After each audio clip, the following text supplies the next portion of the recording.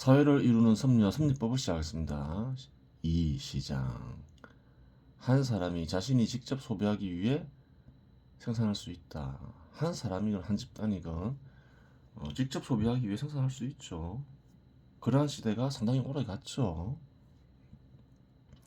그런데 생산물의 양이 자신이 직접 소비하기에도 부족하여 생산물을 모두 소비하였다고 가정하자.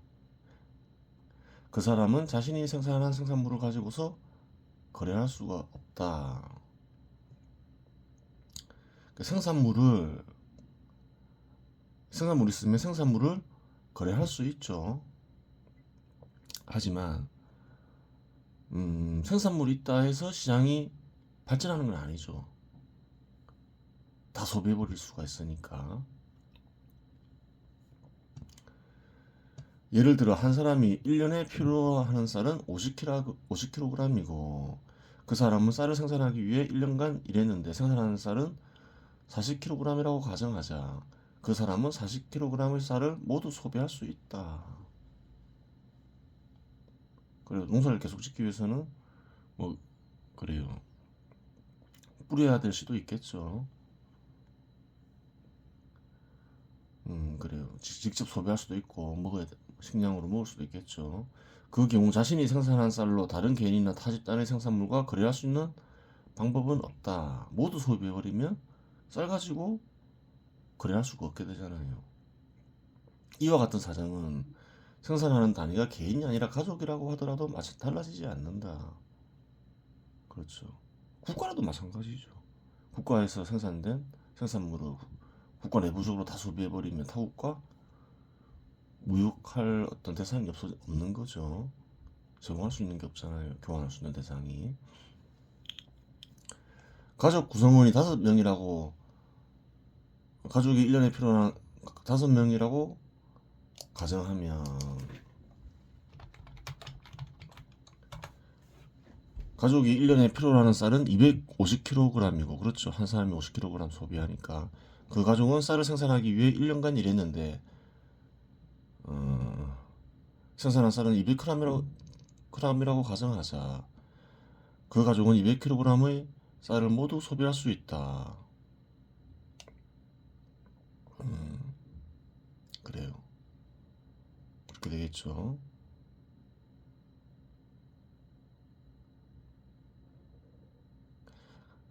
그 가족은 200kg, 그래요. 그 경우 가족은 생산한 쌀로 다른 개인이나 타 집단의 생산물과 거래할 수 있는 방법은 없다. 모조리 다 소비해버렸으니까. 생산물의 양이 생산자가 소비하기에 부족하다고 하여 거래가 완전히 불가능한 것은 아니다. 그래요. 생산물의 양이 부족해요. 그러면 아예 시장이 발생할 가능성이 없느냐? 아닌 경우를 생각해 보아야 되겠죠. 4kg의 쌀과 교환이 가능한 1년 동안 사용할 수 있는 농기구가 있는데 1년에 40kg을 생산하는 농부가 이 농기구를 사용하지 않을 경우 1년에 생산할 수 있는 쌀 생산량은 20kg이라고 가정하자. 농기구를 사용할 수도 있고 사용 안 할 수도 있잖아요. 농기구를 사용하면 생산량이 대폭 증가하겠죠. 앞에서의 가정과 마찬가지로 이 농부가 소비로 필요로 하는 쌀의 양은 50kg이라고 가정하자. 근데 40kg면 부족하고 20kg면 더더욱 부족하죠. 거래할까요? 거래하지 않을까요? 비록 농부가 필요로 하는 충분한 쌀의 양은 50kg이지만 20kg에서 40kg으로 늘리기 위해서 4kg의 쌀을 거래에 내놓을 수 있겠죠. 그렇게 되는 거예요. 앞에서의 가정과 마찬가지로 이 농부가 소비로 필요로 하는 쌀의 양은 50kg면 가정하자. 농부가 4kg의 쌀을 농기구를 얻는 데 사용하면 농부가 1년간 얻을 수 있는 쌀의 생산량은 36kg이다. 하지만 농기구를 사용하지 않을 경우 얻을 수 있는 쌀의 생산량은 20kg이다. 따라서 40kg의 쌀은 농부가 소비하게 해도 부족한 양이지만 더 많은 생산물을 얻기 위해 부족한 생산물의 일부를 거래에 사용할 수 있다. 그렇겠죠. 다른 경우는 없을까 생각해 볼 수 있겠죠.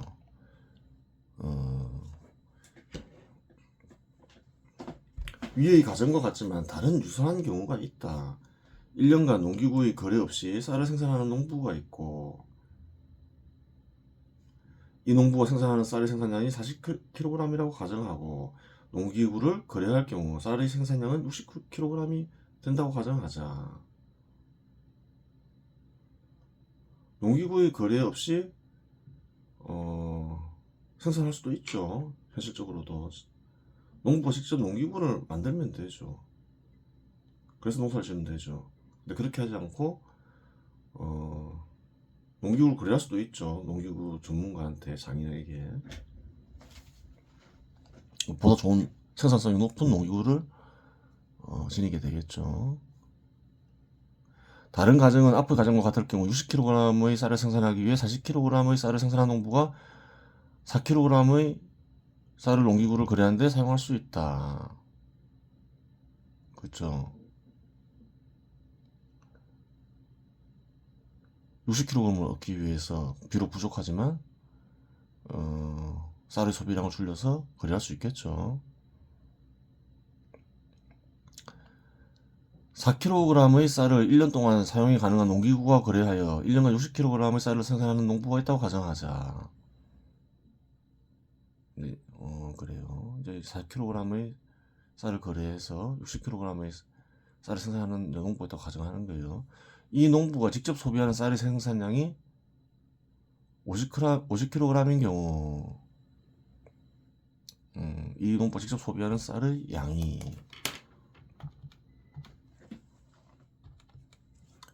남게 되는 쌀의 양은 6kg이 된다. 직접 소비하는 양 50kg, 농기구와 교환하는 4kg을 빼면 6kg이 남죠. 이 6kg은 비축될 수도 있고 교환에 사용될 수도 있다. 남으니까 두 가지 용도로 쓰일 수 있겠죠. 비축해 두거나 교환을 이용하거나. 이 농부는 소고기를 좋아하여 6kg의 쌀을 가지고서 소를 목축하는 사람에게 찾아가 6kg의 쌀과 소고기와 교환을 하자고 제안하였다고 가정하자. 그래, 그렇게 제안할 수 있겠죠.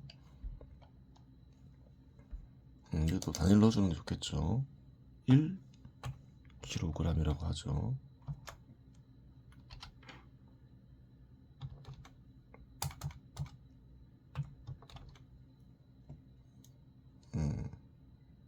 그냥 뭐 빼는 것도 낫죠.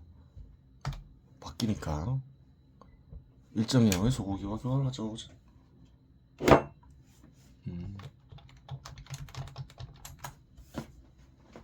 소를 목축하는 사람 역시 쌀이 필요하여 제안을 받아들였다고 가정하자. 그 경우 교환이 이루어지는 장소가 발생하였다. 시장은 그저 교환이 이루어지는 장소를 따릅니다. 시장이 발생하는 핵심이 되는 원리에 대해서 얘기를 하고 있는 거죠. 농부는 왜 교환을 시도하려고 하나요? 소고기를 먹기 위해서죠. 보다 풍요로운 삶을 살기 위해서. 그래요. 보다 풍요로운 삶을 살기 위해서 사람들은 시장을 이용하는 거예요. 특별한 이유가 있는 게 아니죠. 시장이 발전하는 원리는 뭔가요? 보다 많은 쌀을 생산하면 생산할수록 시장은 발전하겠죠. 보다 다양한 상품이 거래되면서 생산성이 중요한 거예요. 사회 내의 생산성. 자기가 생산한 생산물을 자기가 소비하기에도 부족한 사회에서는 시장이 발전하기 어렵겠죠. 시장이 있다고 하더라도 그러한 경우, 시장이 있는 경우는 부족하지만 더 많은 생산을 하기 위해서 시장이 있을 따름이죠. 그래요. 만일 소고기를 판매하는 상인이 머무는 시장이 있다면 농부는 굳이 목축업자를 찾아가지 않을 것이며 시장에 가서 상인과 거래할 것이다. 그렇죠. 편하게 교환할 수 있는 장소가 있으면 굳이 목축업자를 찾아가서 거래하진 않겠죠. 하여간 결과적으로 농부는 6kg의 쌀을 소고기와 교환함으로써 자신이 생산하는 소고기를 소비할 수 있게 되었다. 그래요.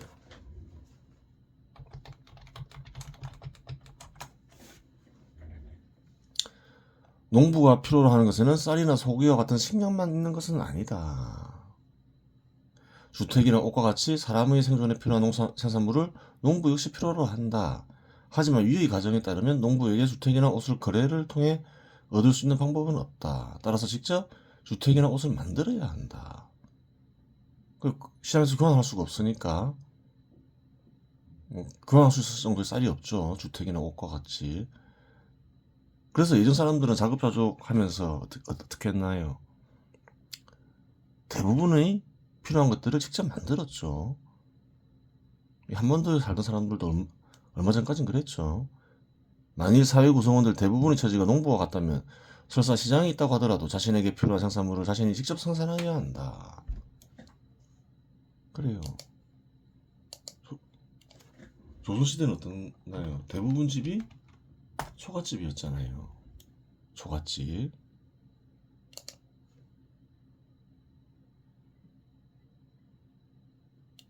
뭐 비참하죠. 그냥 뭐 자급자족하면서 지으려면 뭐 가족 단위로 진다 치더라도 초라할 수밖에 없겠죠. 집을 짓는 전문가들이 짓는 건 아니니까.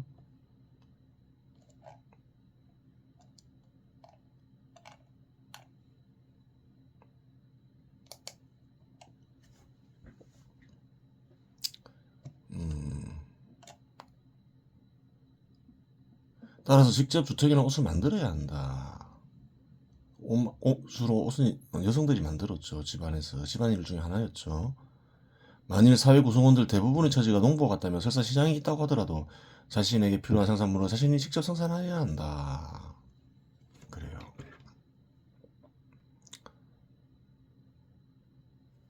앞의 가정에 약간 수정을 가하여 6kg의 쌀 중 3kg의 쌀은 소고기와 교환하는 데 사용하고 3kg은 비축하는 데 사용하였다고 가정하자. 사용한다고 가정하자. 그럴 수도 있죠.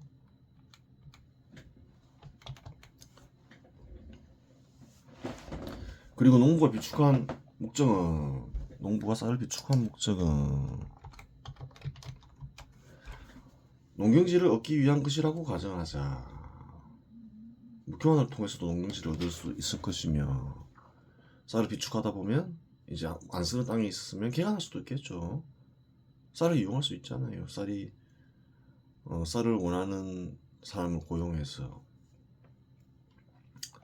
그리고 농부는 비축에 성공하여 2배의 농경지를 얻었다고 가정하자. 다른 가정이 동일하다면 농부는 120kg의 쌀을 얻게 되었다. 그래요. 2배의 농경지를 경작할 수 있는 기술과 그래요. 건강이 있으면 그렇게 하겠죠. 농기구와 교환하는 쌀의 양과 자신이 직접 소비하는 쌀의 양에 변함이 없을 경우 농부는 63kg의 쌀을 쌀이 남는다. 여유분이 생기는 거죠. 120kg 생산했으니까 소고기 소비량 3kg, 농기구 소비량 4kg, 직접 소비한 양 50kg을 빼면 63kg가 남죠. 그래요. 근데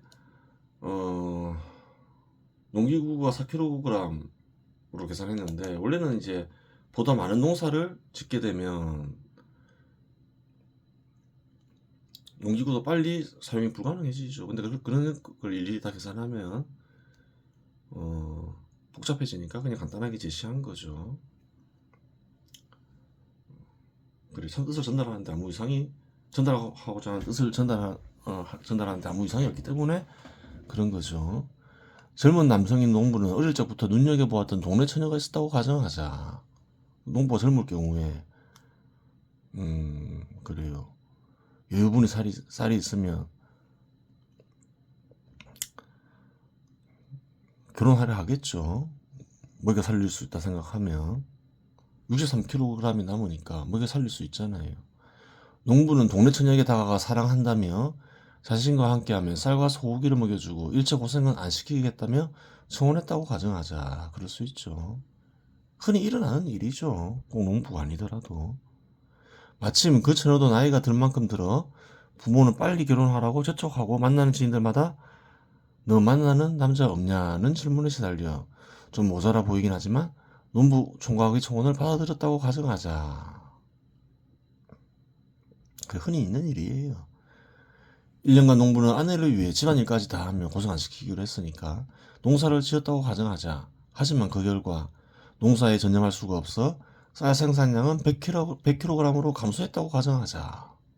그럴 수 있는 거죠. 농사에 투입해야 될 시간을 집안일을 하는데 투입했으니까 아내로 인해 생기는 집안일도 다 도맡아서 하면 그럴 수 있는 거죠. 그 경우 농기구와 교환할 4kg의 쌀을 제외하면 96kg의 쌀이 남게 된다. 농기구와 교환하면 96kg이 남죠. 부부가 소비할 쌀의 양은 100kg이니 4kg이 부족하게 되고 그렇게 되죠. 가정에 따르면 50kg씩 소비하니까 소고기는 더 이상 소비할 수 없게 되었다. 쌀 직접 소비하는 양도 부족해지니까 더더구나 소고기는 소비할 수 없게 되었죠. 근데 과연 소비할 수 있는 방법은 없느냐? 조건에 따라 소비할 수 있겠죠. 보겠습니다. 예전의 생활을 유지하기 위해서 농부는 계산을 해보았다. 기어코 쌀 소비량을 줄일 수 없다. 이렇게 생각할 수 있는 거죠. 소고기 소비량은 또 그래요. 유지해야 돼. 이렇게 생각할 수 있는 거예요. 갑자기 모든 것을 끊기는 어렵죠.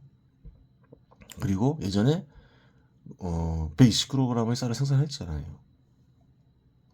그 방법을 생각해 보겠죠. 쌀을 충분히 소비하기 위해서는 4kg의 쌀이 필요하고 4kg이 부족하게 됐으니까 농기구를 사면서 부부가 소고기를 소비하기 위해서는 6kg의 쌀이 필요해요. 총 10kg의 쌀이 필요하다. 어떻게 마련할 수 있을까? 빌리면 되겠죠. 자기 능력과 비교해서. 마침 비축한 쌀이 제법 있는 농부를 알기에 그 농부를 찾아가 사정을 말하고 10kg의 쌀을 빌려주면 수확 시점에 12kg의 쌀을 갖겠다고 거래를 제안했고 상대방의 제안을 받아들였다고 가정하자. 사정을 얘기하는 거죠. 결혼하기 전에 120kg을 생산했다. 좀 빌려달라. 이런 사정 때문에 부족하게 됐는데 그러면 상대방 역시 받아들일 수 있겠죠. 되돌려 받을 뿐만 아니라 빌려준 쌀을 더 많이 준다고 하니까. 농부는 물론 계획이 있어 빌릴 생각을 하였다. 자신이 농사에 전념할 경우 예전처럼 120kg 이상의 쌀을 생산할 수 있다고 생각하였다. 그 이유는 예전에는 혼자이기는 하지만 집안일을 다 했지만 예전에는 이제 혼자 살면서 집안일 했죠. 집안일도 하면서 농사 지었죠. 아내가 있으니 아내에게 집안일을 모두 맡기고 농사에만 전념하면 당연히 120kg 이상의 쌀을 생산할 수 있다고 생각했기 때문이다. 그럴 수 있는 거죠. 하여간 그 다음에 생산해야 할 쌀 생산량은 부부가 직접 소비할 100kg과 농기구와 거래할 4kg과 소고기와 거래할 6kg, 갚아야 할 12kg이 되어 총 122kg이 되었다. 122kg의 쌀을 생산해야 되죠. 가능성은 있는 거죠. 농부는 10kg의 쌀을 빌려와 아내에게 준 뒤 아내에게 말하였다. 앞으로 집안일 당신이 다 해라. 결혼하기 전에 하던 집안일도 자기는 하지 않고 이제 농사에만 전념하기로 결심을 한 거죠. 하여간 아내는 농부의 요구를 받아들였는데 얘는 그럴 만한 사정이 있었다. 배신감을 느끼게 했지만 또 받아들였어요. 대체로 받아들이죠. 그래요. 그 사정은 뒤에서 따로 얘기하겠다. 사정이 있다는 거예요. 하여간 농부는 농사에 전념한 결과 170kg의 쌀을 생산하게 되었다. 50kg 늘었죠. 그 이유를 설명해야 되겠죠. 본래 한 사람은 한 가지 일에 전념하면 생산량을 늘리는 기술도 개발하게 되고 통상 그렇죠. 전념하다 보면 새로운 기술들이 개발되죠. 숙련되기 마련이기에 그와 같은 일이 가능해지는 법이다. 전념하니까 숙련도 빨리 되겠죠. 숙련에 따라서 어떤 사람은 같은 일을 하더라도 훨씬 잘할 수 있잖아요. 그런 일은 충분히 가능한 거예요. 어떤 일이든 그렇죠. 숙련된 사람이 숙련되지 않은 사람보다 일을 훨씬 잘하고 빨리 하고 많이 하죠. 같은 시간을 일해도. 부부가 필요로 하는 양은 2kg이니 48kg이 남게 된다. 부부가 필요한 양을 계산해보죠. 첫해 소비량 100kg 두 명이니까 농기구 소고기 110kg이죠. 근데 갚아야 할 쌀이 또 12kg 있잖아요. 이자까지 포함해서 120kg이죠. 근데 170kg이 생산됐으니까 48kg이 남게 되죠. 그래요. 다 해결이 됐어요. 빚까지. 그리고 빚을 해결한 뒤에는 60kg이 남게 돼요. 그래요. 비축이 가능해졌으며 나아가 또다시 농경지 구매가 가능해졌다. 그래요. 그렇게 되죠. 이제 농경지를 구매하여 1년간 200kg의 쌀의 생산이 가능해졌다고 가정하자. 비축한 걸로 또 농경지를 구매할 수 있겠죠. 비축하는 목적이 농경지를 구매할 수도 있고 뭐 계약할 수도 있고 하여튼 구하는 거니까. 하지만 농부부의 개인 사정은 그리 나아지지 않았다. 그게 무슨 말이냐. 분명 남는 게 있는데 남녀가 함께 살다 보면 자연스럽게 자녀가 생긴다. 그 자녀가 생긴다는 거예요. 그럼 자녀가 소비하는 양도 있겠죠. 계산에 넣어야 된다는 거예요. 자녀가 하나일 때는 농부부부는 생활이 어렵지 않았다. 세 가족이 필요로 하는 쌀의 양은 163kg이다. 그래요. 계산하면 그렇죠. 3명이니까 150kg. 그 다음에 농기구와 거래하는데 사용하는 4kg. 소고기를 거래하는데 필요한 9kg. 그렇게 되는 거죠. 여전히 37kg이 남기에 생활이 어렵지 않다. 그럼에도 불구하고 남는다. 하지만 내시되면 사정이 달라진다. 그렇죠. 내 가족이 필요로 하는 쌀의 양은 216kg이다.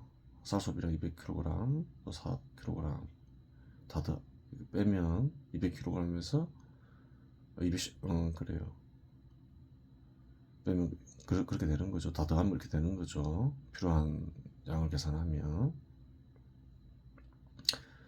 더 이상 농부가 생산량을 늘릴 수 없을 경우 200kg이 늘릴 수 있는 최대 양인 거예요. 그러면 부족하게 되죠. 16kg의 쌀의 소비량을 줄여야 한다. 결국 내 가족이 된 농부는 소고기를 먹지 않기로 하고. 그래요. 줄일 수 있는 게 없잖아요. 그래서 소고기를 안 먹기로 하는 거죠.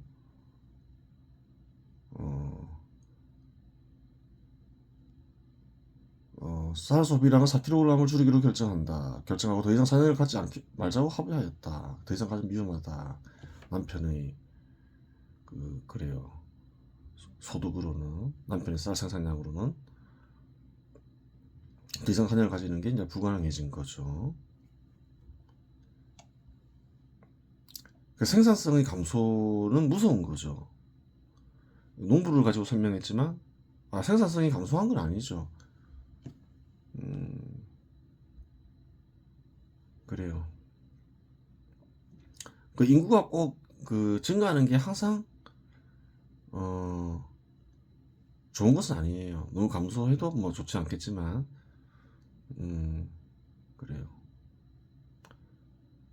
그래 예전에는 현 시대에서는 많이 나는 것을 장려하지만 과거 20, 30년 전만 하더라도 3, 40년 전에는 적게 나으라고 그래요. 선전했죠. 정부에서. 이러한 이유가 있는 거죠. 그래요. 자녀를 갖지 말자고 합의했다. 하지만 4kg의 쌀의 소비량을 줄이니 배가 고플 수밖에 없다.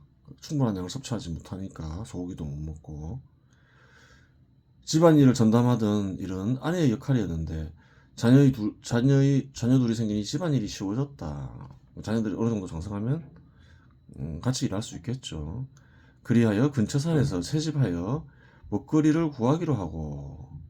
그럴 수 있는 거죠. 채집도 가능하니까.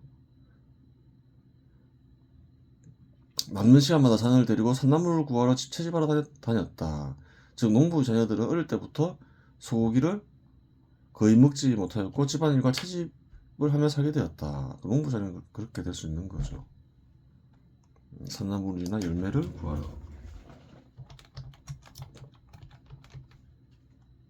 그래요. 발전하는 사회라 해서 과거의 삶을 부정하지는 않죠. 고대 농경국가 시대 이전에는 수렵 채집 시대였겠죠.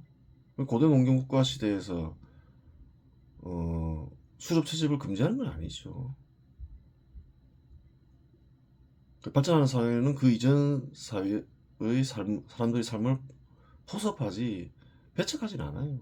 그렇게 살고 싶으면 그렇게 살아라 하죠. 실상 아내가 앞으로 집안일 당신이 다 해라고 말했을 때 배신감을 느끼긴 했지만 받아들였던 이유도 여기에 있다. 자녀들이 많아지면 이제 풍족한 삶이 어려워지는 거죠. 농부의 소득이 그렇게 되지 못하니까.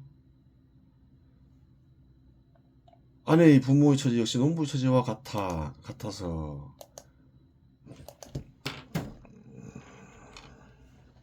아내는 어릴 적부터 소고기를 항상 먹지 못하였고 집안일과 채집에 익숙하였기 때문이다. 그렇죠.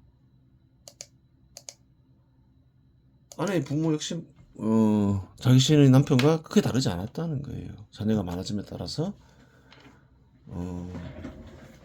그래요.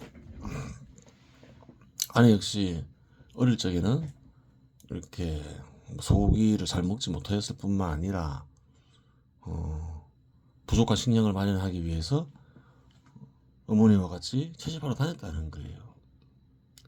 오히려 잠시라도 집안일을 다하고 소고기를 먹게 해준 농부가 고맙게 여겨지기도 하였던 것이다. 그래요. 약간 배신감은 느꼈지만 원래부터 그렇게 아내 역시 어릴 때 그렇게 살았기 때문에 특별한 거부감은 없겠죠. 그렇게 살았으면. 농부 부부에게는 아들과 딸, 자녀 둘이 있다고 가정하자. 앞에 자녀 둘이 생긴다고 얘기했죠. 농부는 나이가 들어감에 따라 예전처럼 일하기 어려움을 눈치챘다. 나이가 들면 힘도 빠지고 몸도 자주 아프고 그렇죠. 다행히 아들과 딸이 자랐고 아들의 경우 농사를 지을 정도로 성장했다고 가정하자. 근데 아들이 있는데 아들이 자라면 아들이 일할 수 있잖아요. 그리하여 농부는 아들을 농사에 투입하여 기술을 전수하며 일을 시켰고 그 결과 300kg의 쌀 생산이 가능해졌다고 가정하자. 그렇죠. 둘이서 일하니까. 이제 여유가 생겨 호랑이 담배 피던 시절처럼 여겨지던 소고기 먹던 시절이 기억났다고 가정하자. 그렇죠. 예전에 소고기 먹었으니까. 소고기를 먹게 되면 220kg의 쌀이 필요하다. 내 가족 쌀 소비량 200kg. 그렇죠. 충분히 먹을 경우 그렇죠. 농기구가 그래야 8kg. 두 명이 일하니까 농기구도 두 개가 된 거죠. 소고기와 그래야 할 양 12kg. 3, 4, 12 해서 220kg 하면 되죠. 하지만 300kg의 쌀이 있으니 소고기를 먹더라도 80kg의 쌀이 남게 되고 비축이 가능해져 농경지를 얻을 수 있게 되었다. 그래요.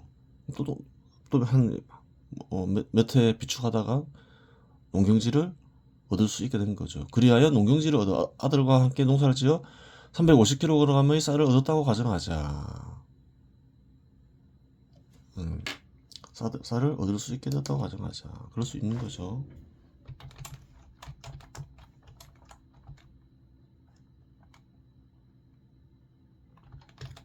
둘이서 일하니까 나름대로 방법을 개발할 수 있는 거죠. 분업을 하면서.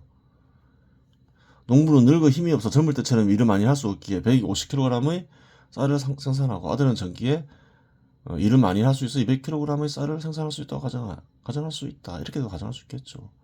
분업까지 넣으면 복잡해지니까. 이 경우 농부 가족에게는 130kg이 남는다. 그렇죠. 350, 100, 200, 220 하면 상당히 여유로운 삶을 살 수 있게 되었지만 장성한 아들이 눈여겨보았던 동네 처녀와 결혼하여 함께 살기로 하였다고 가정하자. 그럴 수 있는 거죠. 이제 아들도 이제 컸으니까 또 이제 집안의 생산량을 보니까 뭐 결혼해도 괜찮다고 생각할 수 있는 거죠. 농부부는 아들이 결혼함으로써 발생하는 소비량을 계산해 보았다. 계산을 하겠죠. 며느리하고 며느리라고 하여 가족들이 먹는 쌀과 소고기를 제공하지 않을 수는 없다. 그렇죠. 며느리만 식량을 부족하게 줄 수는 없는 거죠. 물론 아들 역시 동네 처녀와 결혼하기 위해 농부와 마찬가지로 쌀과 소고기를 먹여주고 고생시키지 않기로 약속을 했다. 물론 고생시키지 않겠다는 약속은 결혼하자마자 지켜지지 않았다. 농부의 아내가 며느리와 같이 집안일을 하려 했고 그 농부의 아내는 며느리가 들어왔으니까 아들과 농부는 농사에 전념하니까 아내랑 같이 어, 농부의 아내가 며느리와 같이 일하려 하겠죠. 또 딸도 있으니까 딸도 그 어머니가 자기만 일 시키면 그렇잖아요. 며느리도 있는데 며느리 역시 농부 아내 며느리 역시 농부 아내의 집안일을 거들지 않고 놀거나 쉬기에는 마음이 불편했기 때문이다. 그렇죠. 시어머니나 시누이가 그래요. 일하고 있는데 혼자 놀거나 쉬고 있기는 어렵죠. 아들이 결혼함으로써 가족이 소비하게 된 양은 며느리 소비량 53kg까지 포함하여 273kg이 되었다. 남는 양은 77kg이 되는데 그렇죠. 농부 부부는 경험으로 이 양은 충분하지 않음을 알고 있다. 아들 부부의 자녀 한 명은 부양할 수 있지만 53kg이죠. 한 명당. 둘은 부양할 수 없기 때문이다.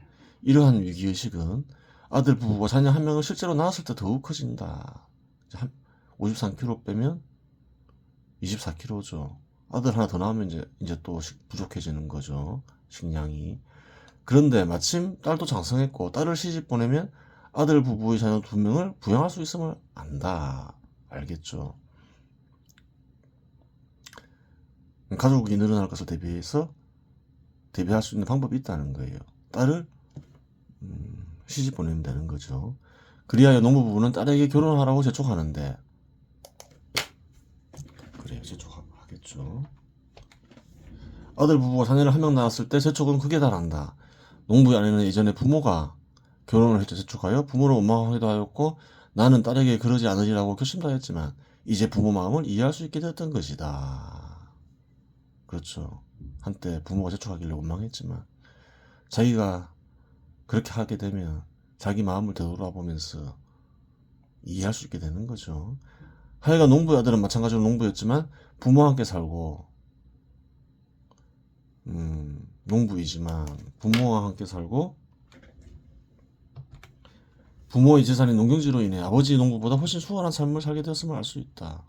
딸도 마찬가지죠. 딸이 시집 갔는데 예를 들어서 농부 부부가 젊은 시절 어려움을 겪으면서 빚을 질 수 있잖아요. 근데 딸이 떠남으로써 또 여유가 생기죠. 그럼 어려울 때 찾아가서 그래요. 도움을 받을 수 있는 것이죠. 그래요. 그치? 앞에 농부 이야기는 자수성가형 농부고 이제 뒤에 농부아들은 재산을 물려받는 농부가 되는 거죠. 그 재산은 좋은 역할을 해요. 미래 세대에게는 좋은 영향을 미치죠. 또 재산을 비축해 놓으면 또 편하잖아요. 노후가 그렇게 되는 거예요. 이번 시간에서 마치겠습니다.